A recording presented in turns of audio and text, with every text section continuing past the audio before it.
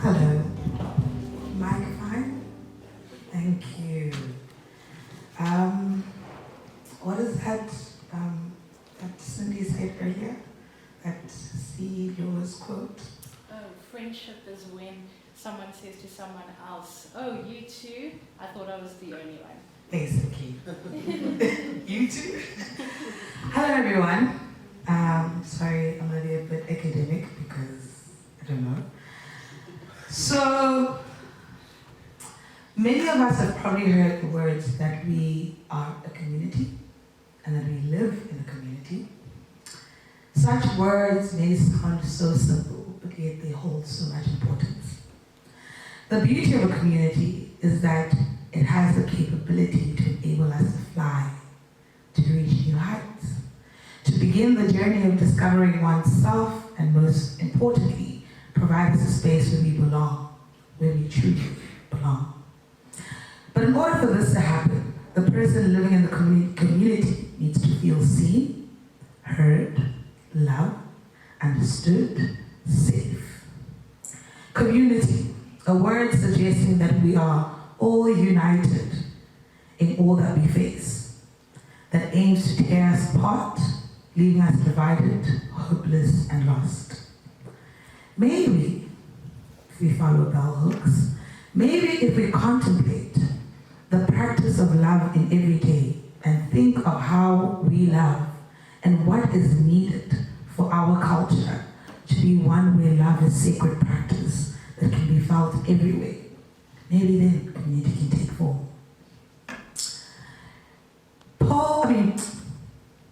Bishop Peter Story recently said at the Road University October graduation, when he received his honorary doctorate, that bringing diverse South Africans together in one space is not a transformation, but it is in that one space when pain of togetherness caves in, that's when the real work of transformation begins.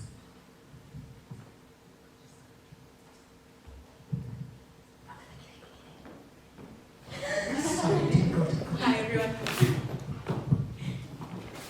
So just some production stuff. Please just give us one moment.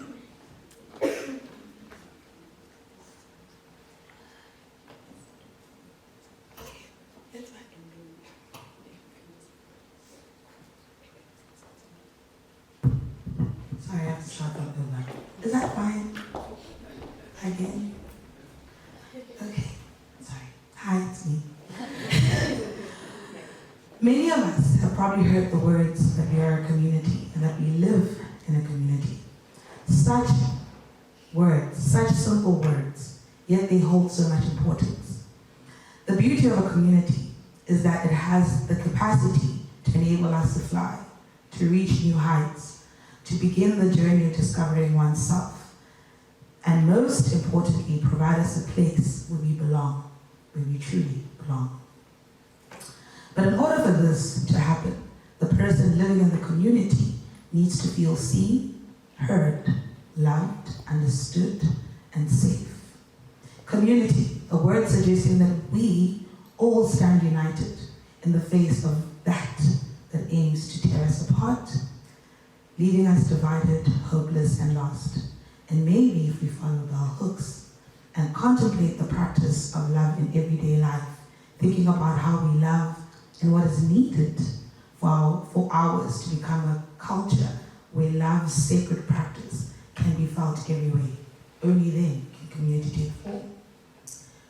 Bishop Peter Stories recently said at the Road University October graduation, when receiving an honorary doctorate, that bringing diverse South Africa together in one space is not transformation. But it is when we are in this one space and allow the pain of togetherness to cave in, that's when the real work of transformation can begin. Because the reality of the country, community, and certain spaces that we have come to occupy is that we have a serious problem where some people can only stand tall because other people are on their knees. When observing some existing communities and some spaces, where oppressive thinking like patriarchy, racism, classism, sexism, homophobia, transphobia in many ways continue to perpetuate hate, indifference, dislike, ill treatment of the other, then community cannot begin. Community cannot become in this. Hate for other has been the foundation of these communities.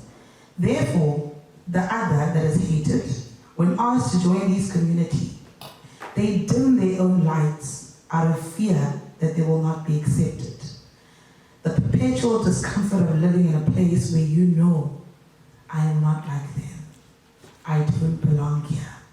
It's constantly looming in the back of your mind, making it hard for you to even breathe at times. I would like to share a memory with some of you, with all of you, sorry. Some of you sitting here may have been present when it occurred, and some may have heard me speak about it. A few years ago, I had the privilege of tutoring in one of the local schools in Makhanda.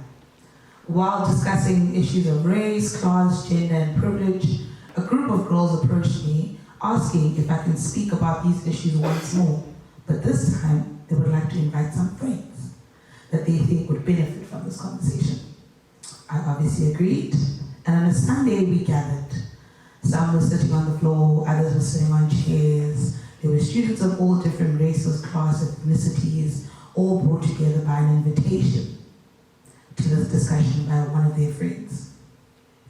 After hours of discussing these issues, a young white man raised his hand, genuinely curious and concerned. He uttered the words, "Ma'am, I'm thankful for this conversation and many more conversations like this. But for me, it's very difficult to learn. And it's very different for me to learn. Because you see, each time I go home, I'm told different stories about Black people, where I am taught to hate them. And in this moment, while understanding Du Bois might have defined as a moment of double consciousness, given that his social identity made it difficult for him to develop a sense of self that was acceptable to the other, a brave young lady raised her hand and said, "I hear you, I truly hear you.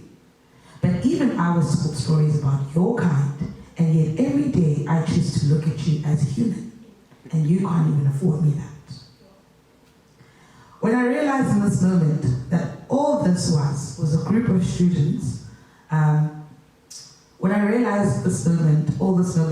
was a group of students bringing those that they wish to continue life with, to come and hear how these issues affect them.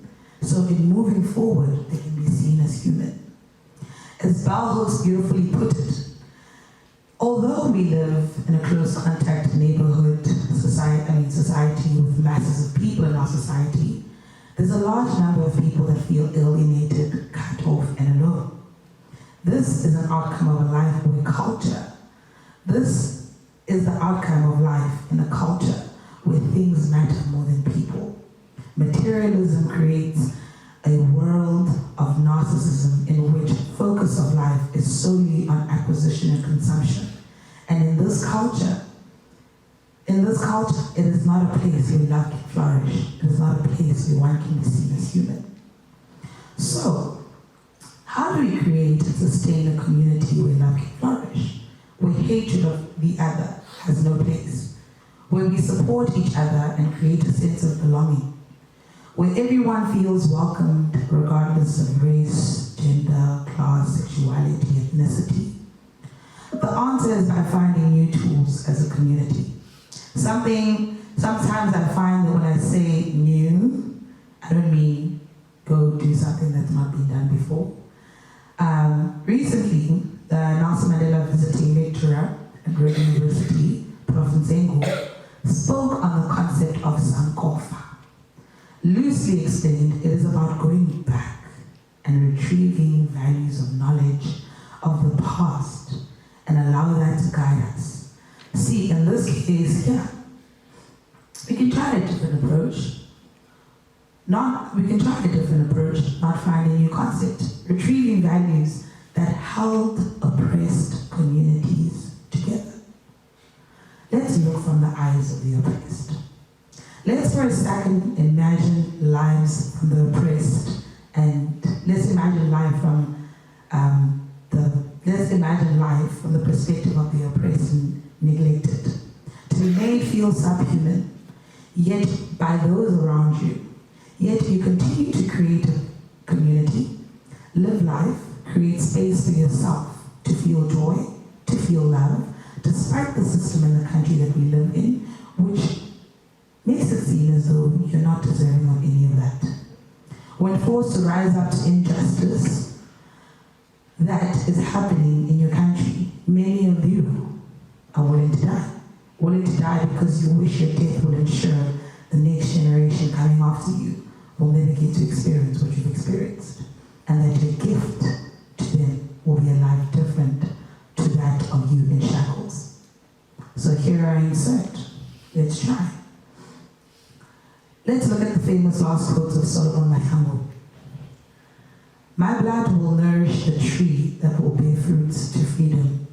Tell my people I love them. They must continue to fight. Tell them I love them. Even if they are made to never know love, they must know that Nomphumelelo loved them enough to try and water their freedom with his blood.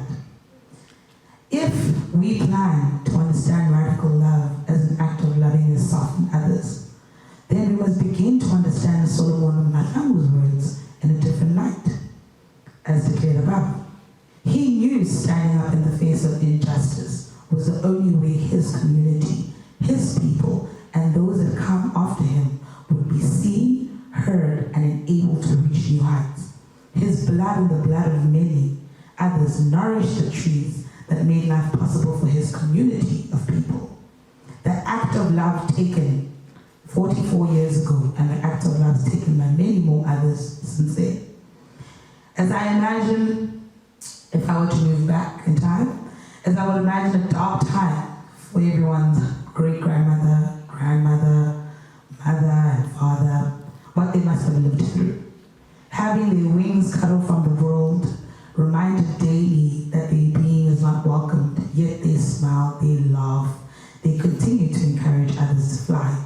For some of us, more specifically me, born in a working class family struggling to make ends meet, living in a township, we knew what community looked like every single day. While we were thrown in the outskirts of towns, we always thought we can be great. The names that we were given are a deliberate sign of what was expected from us. But what it could also become. In my case, they named me Nomphumelelo, success. I should not remind you also of the story of Siyakhulisi and how he was named by his grandmother. They called him Siyamthanda. See, we understand the power of naming, the power of giving the next generation the tools of hope and encouraging them to see through. As Bell Hooks says, it is not that in these communities we do not face conflicts, betrayal, negative outcomes from positive actions, or bad things happening to good people. Love allows us to confront these negative realities in a manner that is life-affirming and life-enhancing. We embrace the idea of love as transformative force, gathering love's wisdom, offering a hopeful and a joyous version of ourselves, even in times of adversity. So, Nomphumelelo, what is your solution here? You said a lot. Well, let's think back to Audre Lorde.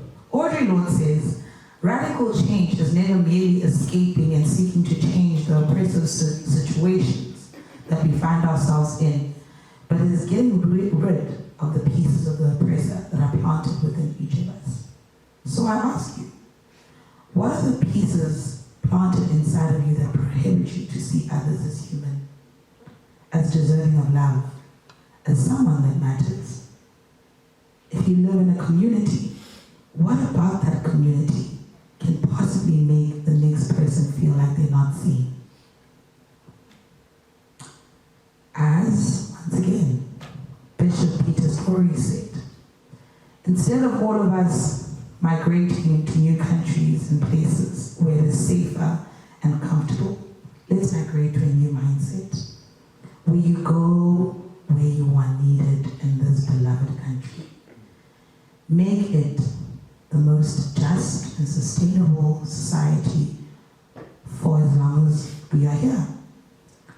Let the freedom that we have been granted by those that have come before us nourish a better life for those who come after us. Let love, however little, where it exists for the community, for the country, for the world, unite